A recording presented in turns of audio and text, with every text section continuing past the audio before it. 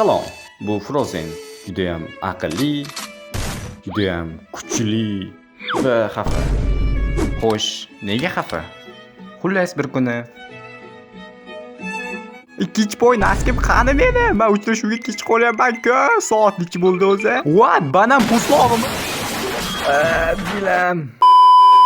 Biroz suv ichib olay. Maza. Pam param param param param param param ba ba ba ba ba ba ba ba ba. Men bu tugma nima?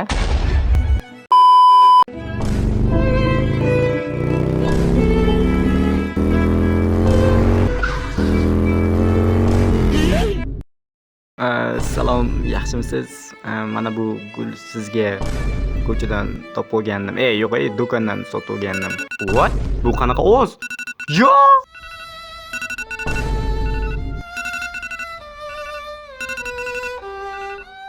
Va men chuqur depressiyaga tushdim.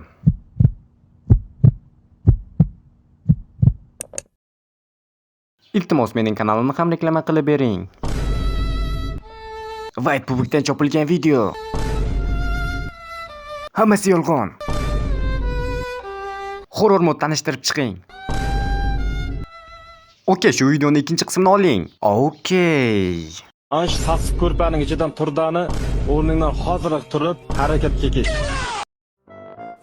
Shu videoning ikkinchi qismini olaymi? Nima deysiz, bro? Bugun biz Minecraftda mavjud bo'lmagan hayvonlarni ko'rib chiqamiz va agar ular Minecraftda bo'lganida Minecraft qanday bo'lardi? Shu haqida o'zimning shaxsiy fikrlarimni bildirib o'taman. Akula. Agar Minecraftga akula qo'shilganda o'yin yana ham o'zgarardi. Ya'ni siz suvdan shunchaki suzib o'ta olmasdingiz. Akulalar haqiqiy hayotda ham odamga nisbatan juda ham agressiv. Umuman olganda ular go'shtxo'r bo'lgani uchun istalgan hayvonga nisbatan agressiv. Shuningdek, o'yinda ham bu bo'lishi aniq edi. Minecraftga qaytadigan bo'lsak, agar Minecraftga akula qo'shilganda suv havzalarida yangi boss paydo bo'lardi. Ular nafaqat oddiy o'yinchiga, balki suv ostidagi ba'zi bir hayvonlarga, ya'ni delfin, toshbaqa va shunga o'xshagan hayvonlarga hujum qilishi aniq edi va ular bilan taomlanish ham. Tasavvur qiling, siz akulani o'ldirdingiz va sizga tez suzish effekti berildi. Bu ajoyib, to'g'rimi? Kommentariyada fikrlarni yozib qoldiringlar. O'yinga akula qo'shilganda o'yin qanday bo'lardi? Albatta hammasini o'qib javob qaytarishga harakat qilaman.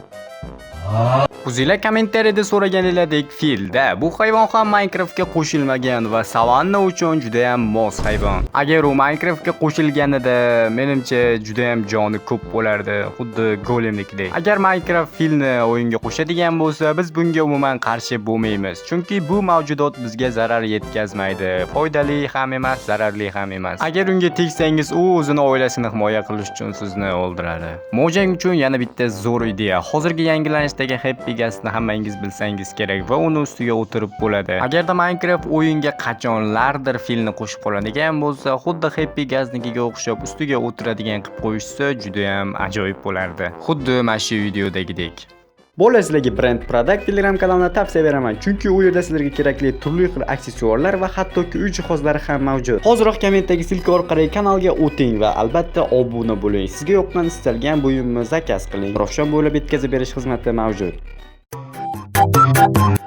Kapalaklar. To'g'ri, bu hayvon emas, lekin kapalaklarni ham qo'shib o'tishimiz kerak. Chunki Minecraftda gullar va o'simliklar mavjud va bu kapalaklarga juda ham yarashib turadi. Va asosiy sabablardan biri Minecraft auditoriyasini faqat o'g'il bolalar emas, balki qiz bolalar ham o'ynaydi. Agarda Minecraft o'yinga kapalakni qo'shadigan bo'lsa, bu ko'pchilik qiz bola o'yinchilarga yoqardi. Tabiiyki bu bolalarga yoqmaydi, lekin baribir bu qizlarga yoqardi. Va kuzatuvchilarimiz orasida qiz bola auditoriyalar bo'ladigan bo'lsa, kommentariyaga yozib qolishingizni so'rardim. Agar o'yinga kapalakni qo'shganda sizlarning fikringiz qanday bo'lardi va bolalar ham sizlar ham yozib qoldirishinglar mumkin. Bu hasharotchalarimiz bizga hech qanday foydasi ham ziyoni ham tegmaydi. U shunchaki Minecraftni realroq va yana ham chiroyliroq qilishga bir bezak sifatida qaralardi. Lekin Minecraft har bir mobni yoki har bir blokni o'z maqsadi, o'z vazifasi bilan qo'shadi. Shunday ekan, kapalak bilan bog'liq qandaydir missiyalar yoki vazifalar bo'lishi aniq edi.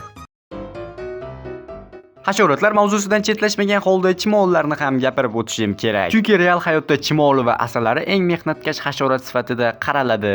Minecraftga esa asalari qo'shilgan, lekin chumol esa qo'shilmagan. Xo'sh, agar Minecraftga chumol qo'shilganda o'yin qanday bo'lardi? Birinchi o'rinda sizning oziq-ovqatingiz, nonlaringiz va tortingiz uchun bitta tekinxo'r mob paydo bo'ladi. Ikkinchi o'rinda esa agar ular och qolishadigan bo'lsa, istalgan mobga guruh bo'lib hujum qilishi mumkin, hattoki o'yinchiga ham. Va siz tasavvur qiling, siz ko'mir qidirish maqsadida yerni tagiga qarab shaxtaga o'xshatib qozib ketyapsiz va birdan chumollar uyasiga duch keldingiz va bilmasdan chumol uyasini buzib yubordingiz. Endi sizning ustingizga 100 dan ziyod chumollar o'rmalashib sizni chaqib o'ldirishga harakat qilishadi. Oxirgi xulosa shuki, agar Minecraftga o'yiniga chumol qo'shiladigan bo'lsa, o'yinda yangi o'g'rilar paydo bo'ladi. O'yinga o'z-o'zidan action qo'shiladi va albatta o'yin yana bir bor reallikka yaqinlashaveradi. Va yana bir gap, xuddi asalarilarga o'xshab chumollarning o'z malikasi bo'ladi, ya'ni katta chumoli. Kanalga obuna bo'ling, videoga like bosing, chunki biz bu videodan keyin 14 ming obunachiga yetishimiz kerak va ushbu videoga ham 500 dan ortiq like to'plab tashlaysiz degan umiddaman. Shu yergacha ko'rganingiz uchun rahmat. Keyingi videolarda ko'rishguncha.